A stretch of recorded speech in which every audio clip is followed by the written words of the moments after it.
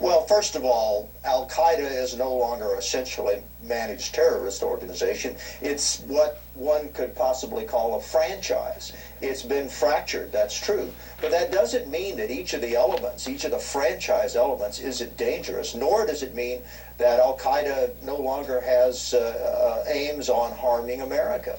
I mean, Al-Qaeda is the #1 threat to the United States. It has been for 10 years. Has Al-Qaeda been wounded? Yeah, but does it remain a threat to the nation? Absolutely, Brian. General Scales, what bothers me about that statement is, I don't care if it's Zawahiri or the next generation. They're an equal threat with the same mandate and the same mantra. They're back in Iraq. They're still in Afghanistan, and they're spreading out throughout Africa. They murdered our ambassador and 3 other American heroes. So I think it's a really tough statement to have go to Americans like this.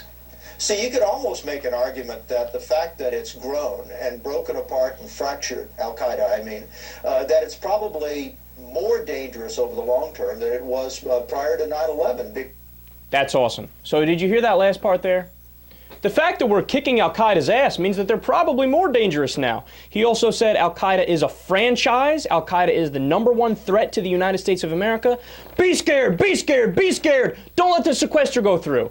Now, the sequester, as we discussed, is automatic spending cuts that the federal government decided, hey, we're going to put this into place so that if we don't get our act together and try to find a way to lower the deficit a little bit, we'll have these automatic spending cuts and we won't have a choice. It'll balance itself anyway, right? Or we'll move closer to balancing the budget.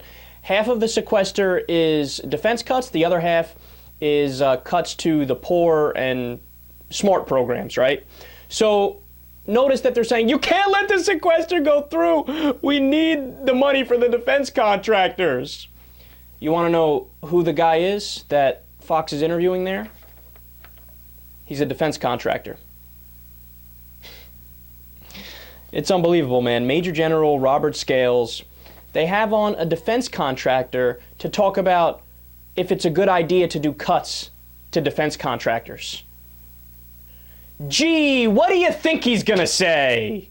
I mean, that's like saying, we have here on the panel somebody to discuss morality. Oh, what's that?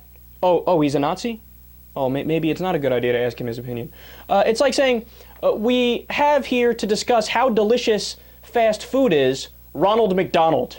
It's like saying, we have here to discuss whether or not we should give Coca-Cola a subsidy, the CEO of Coca-Cola.